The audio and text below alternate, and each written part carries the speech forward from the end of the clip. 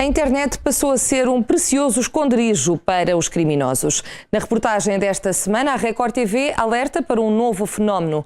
Os anúncios fraudulentos com casas de férias estão agora a invadir todo o mercado imobiliário. Saiba como pode escapar e de que forma atuam estes burlões de casas fantasma.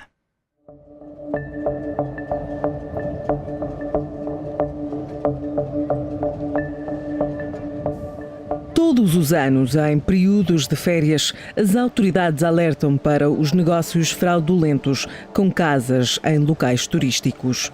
Recentemente, no dia 12 de abril, este casal da Batalha, em Leiria, foi detido por fortes suspeitas de dezenas de burlas. O Ministério Público acredita que o casal, Sérgio Silva e Tânia Tomé, tenha burlado pelo menos 28 pessoas com um esquema fraudulento de casas de férias. Mas o número pode ser ainda maior e a burla poderá rondar os 50 mil euros. Durante 5 anos, ter-se-ão aproveitado de quem procurava desfrutar de umas férias no Algarve. Inventaram casas que nunca existiram e exigiram pagamentos adiantados. Férias estragadas, dinheiro perdido e frustração perante uma fraude meticulosamente bem montada. Mas este é um fenómeno criminoso que está a crescer e os burlões adaptaram-se às novas realidades. O aumento da procura de casas para arrendar ao ano e até para comprar colocaram na mira novas e apetecíveis vítimas para os burlões de casas fantasmas.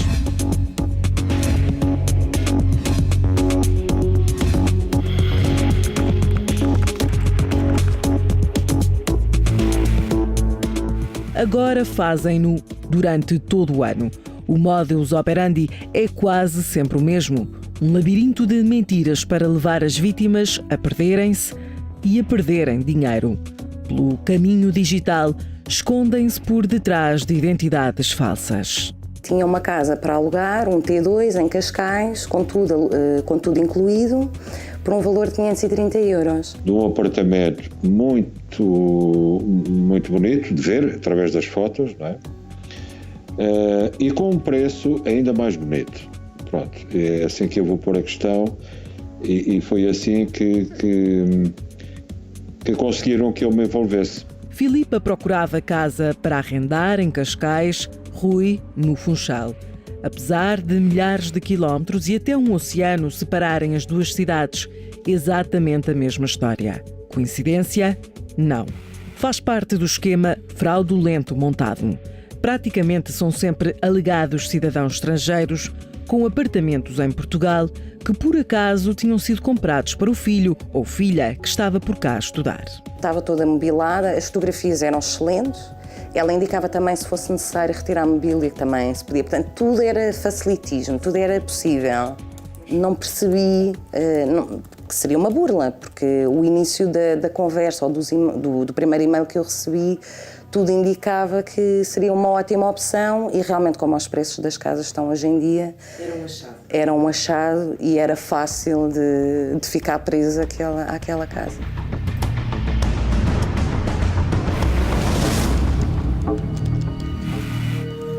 A nossa equipa de reportagem tentou entrar neste esquema. Durante algumas semanas tentámos cair propositadamente na rede destes burlões. Não foi preciso grande esforço para encontrarmos anúncios destes.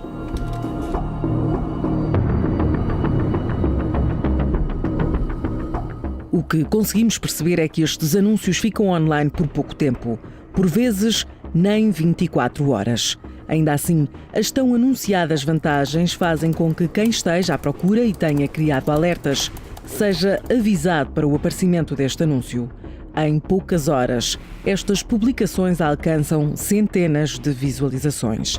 Raramente existem contactos telefónicos. Quem estiver interessado terá de deixar mensagem. Não podemos saber ao certo quantas pessoas fizeram este primeiro contacto, mas muitas, mesmo desconfiadas, arriscam o primeiro passo. A conversa é sempre por correio eletrónico e os anúncios publicados em plataformas digitais destinadas a promover estas transações de imóveis são sempre maravilhosos. Fotografias que mostram casas espetaculares, na maior parte das vezes a preços imbatíveis. Verdadeiros achados, se não fossem completamente falsos. O primeiro e-mail chega já, o anúncio não está online. A mesma conversa que Filipa e Rui leram. O esquema é tão bem pensado que até é dada uma morada do apartamento fantasma. Tudo para conquistar a confiança da vítima. Uma primeira pesquisa no Google Maps dá-nos uma ideia de que o prédio em questão em nada se assemelha ao das fotografias apresentadas. Mas melhor mesmo é ver ao vivo e a cores. De perto, como podemos perceber, nem sequer as janelas correspondem a estas imagens. A morada existe realmente, o número do prédio existe, mas será que algum destes apartamentos esteve alguma vez para arrendar ou sequer corresponde a estas fotografias? É o que vamos tentar perceber com os vizinhos.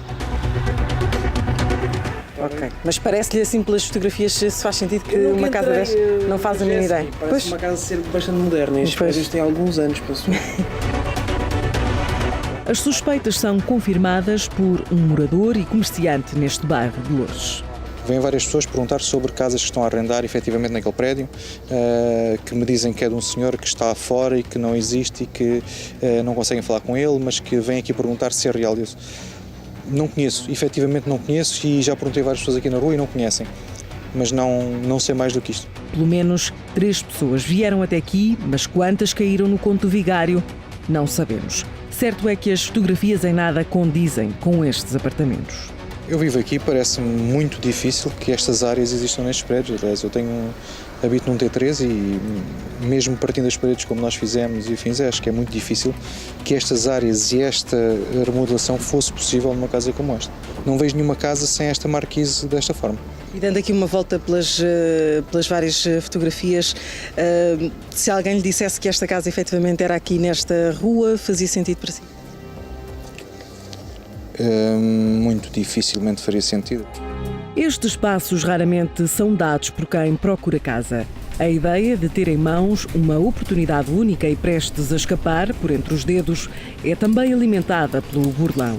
Ainda que com aparente calma, as vítimas são pressionadas a garantir a reserva da casa. Ela indica também que, noutros e-mails, que ela irá enviar um site, que supostamente seria do Airbnb, em que teria que fazer o depósito da primeira renda e da caução e que, através disso, seria depois acionada então a mediação entre um agente do Airbnb e a vistoria da casa. Recebo depois um e-mail a dizer que eu teria que fazer uma transferência, fazer um pagamento de 15 euros exatamente, e que seria descontado na primeira renda. E esse dinheiro serviria para que o agente da imóvel virtual fizesse uma inspeção ao apartamento e a partir dessa altura ele ficaria então como a pessoa a fazer ponte. Filipa acabou por desconfiar e não ceder à pressão.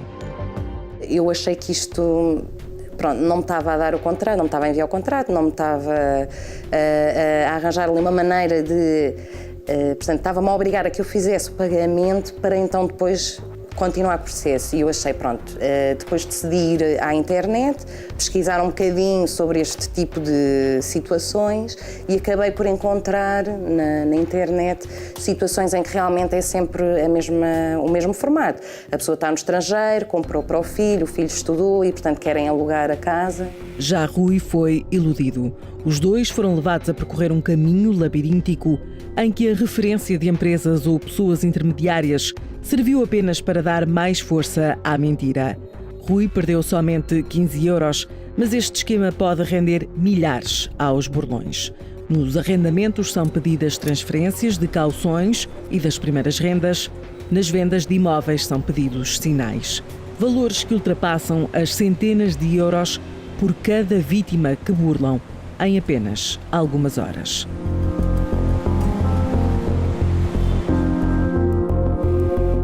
Nas redes sociais, os testemunhos multiplicam-se. Ao portal da queixa, as denúncias publicadas mostram a dimensão do problema. Nós veiculamos informação, apenas e só. Ou seja, não intervimos, não fazemos uma mediação e muito menos teremos algum tipo de papel interventivo de forma legal, não é?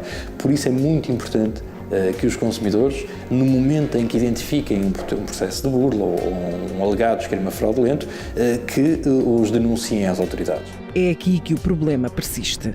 Às autoridades chegam pouquíssimas queixas. As denúncias feitas nas várias polícias representam apenas uma pequena parte do número real de burlas. O último relatório anual de segurança interna revela que em 2017 foram registados 8.149 crimes de burla informática e nas comunicações. Entre elas, mas não exclusivamente, são incluídas as burlas online através de negócios com arrendamento ou venda de imóveis. A Record TV, GNR, PSP e Polícia Judiciária confirma que tem existido um aumento destes casos. Ao núcleo de análise criminal da PSP chegaram 384 denúncias no ano de 2017. À GNR, 220. Queixas que depois passam também para a esfera de atuação da Polícia Judiciária.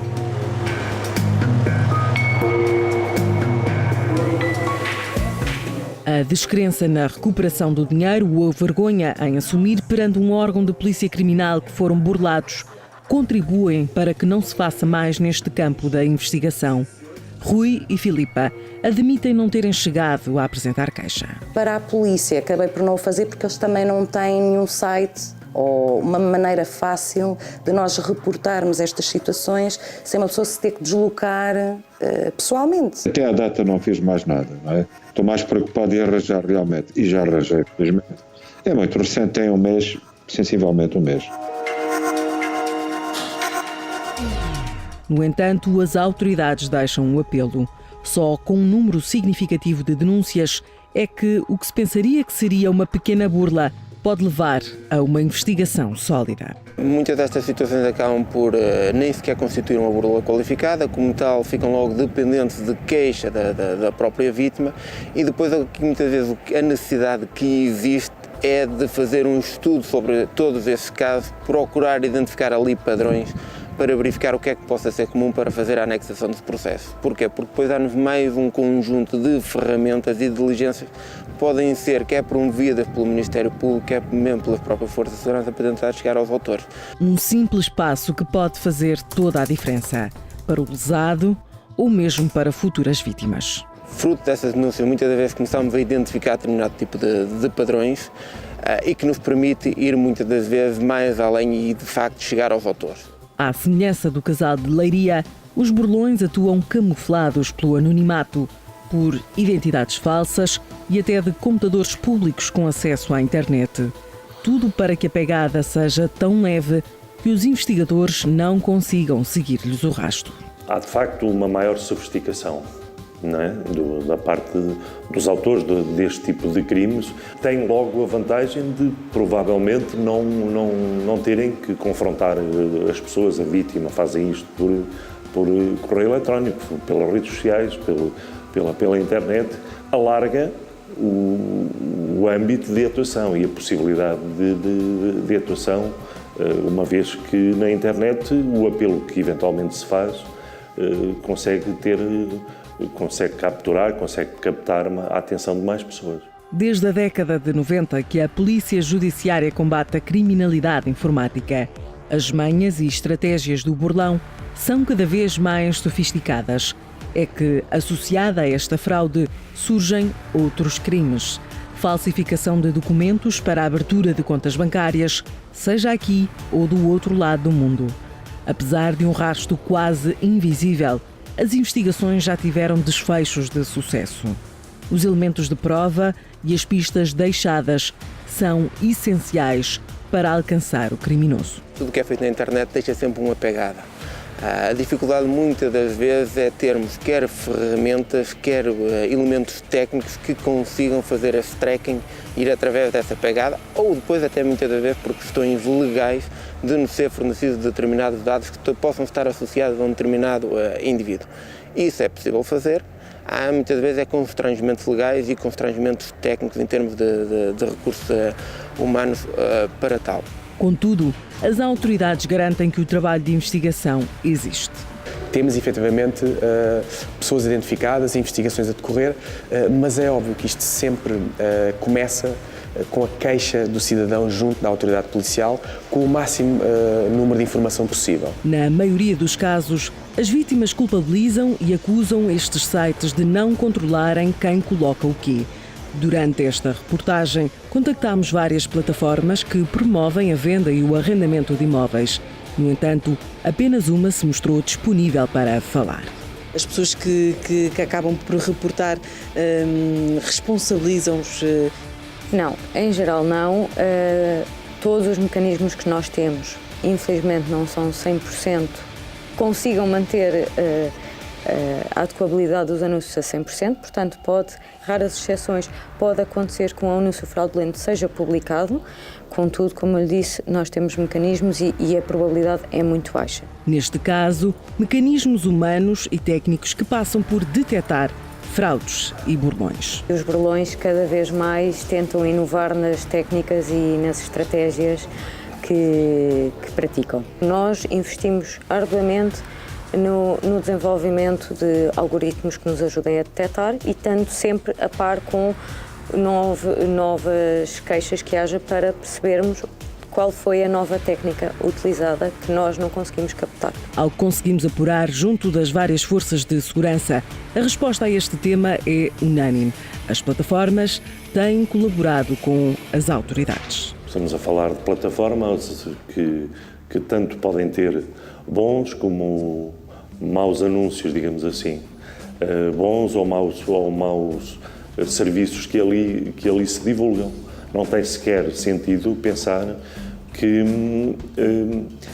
se quiserem ser credibilizadas, que deixem passar por ela determinado tipo de atividades. Essas próprias plataformas são as primeiras interessadas em ter anúncios fidedignos e com bom feedback dos próprios compradores. Agora, se pudermos, lá está, trabalhar na prevenção, portanto, identificar as pessoas, os burlões, proceder à questão criminal e policial sem que a pessoa seja vítima, para nós é o ideal. É por isso importante estar atento aos sinais. Na maioria das circunstâncias por desinformação, ou seja, as pessoas não têm ainda alguns mecanismos de defesa que lhes permitam, no momento da decisão, perceber se realmente estão perante uma circunstância que seja idónea ou uma burla. A ausência de contactos telefónicos, proprietários estrangeiros, características das casas boas demais, valores suspeitos, rapidez do processo. Guardar e extrair o máximo de informações possível e apresentar todos esses elementos para que possam ser descodificados pelas autoridades. Estamos a falar de comunicações, estamos a falar de dados informáticos que passaram a ser a substância da prova dos chamados cibercrimes e dos chamados crimes praticados com recurso a meios informáticos. É naturalmente diferente, porque provavelmente vamos necessitar do rastro digital que está subjacente à prática de determinados factos. O sucesso ou o insucesso é algo que depois nós apuraremos, porque há situações em concreto que de facto poderemos não chegar, mas a taxa de sucesso tem sido elevada. E sempre reportar os casos às polícias o mais rápido possível para que estes burlões de casas fantasmas não tenham tempo de apagar os vestígios do caminho fraudulento. O truque é estar sempre um clique à frente dos criminosos, desconfiar e olhar além do que se vê.